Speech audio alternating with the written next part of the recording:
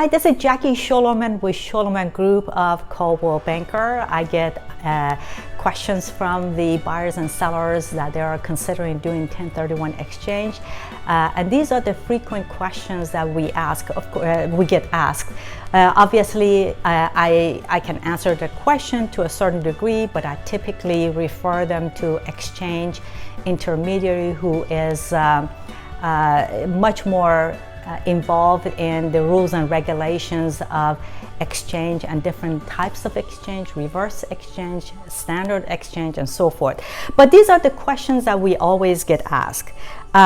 They typically ask, who is the qualified intermediary? And that is the exchange specialist that I just mentioned to you. And I typically refer my clients before we even go into the escrow to consult with the qualified intermediary to make sure that they know the latest law pertaining to 1031 exchange. The next question I typically get asked is like kind do I have to do like kind properties? Do I have to buy another real estate, or can I go buy a boat or artwork or something else? And the answer to that is no. You sell real estate, you buy real estate. You can go from residential to commercial or vice versa, but it needs to stay with the real estate properties. As far as the timing, they typically ask, how much time do I have to do my 1031 exchange? And there are two time limits that is critical in 1031 exchange. The first one is the 45 days after the escrow closing, that you have to identify 3 properties that you intend to put an offer on, and you must put an offer on those. And if they are sold, and then you can go and identify other properties as long as they are within that 45 days. And whether or not if you can extend that 45 days, the answer is absolutely not. The 45 days is set in stone, and you have to identify your 3 properties and notify your qualified intermediary. As far as the vesting and the title, typically sometimes people ask me, say, hey, can I, I sold it as a LLC, can I put in my personal name or vice versa? And the answer to that is that it needs to be in the same taxpayer's identification. So if you are going from individual, should go to individual, from a partnership, should go to a partnership, as long as it's within the same taxpayer identification number.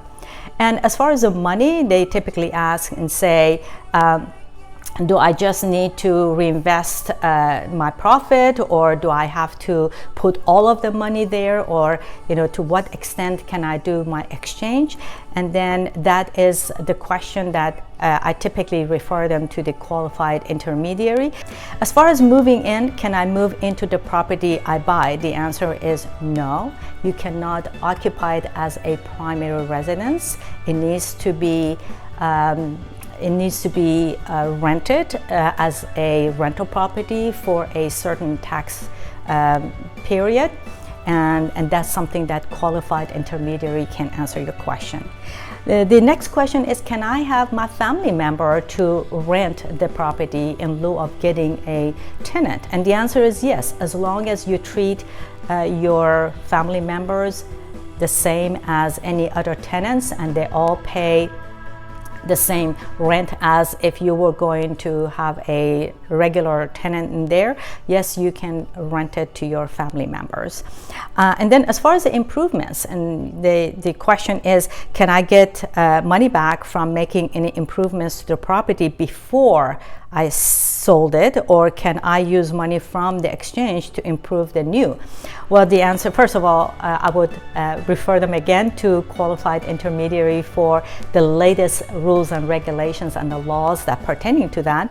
So I've got the list here. I'll be happy to share that with you if you're thinking of doing a 1031 exchange and you don't know where to go, how to start, what's involved. Give me a call. I'll be happy to have a 15-minute strategy session we can go over that. We can get the qualified intermediary involved as well to answer your questions, and also we can share you this frequently asked questions and Q&A as a PDF with you as well.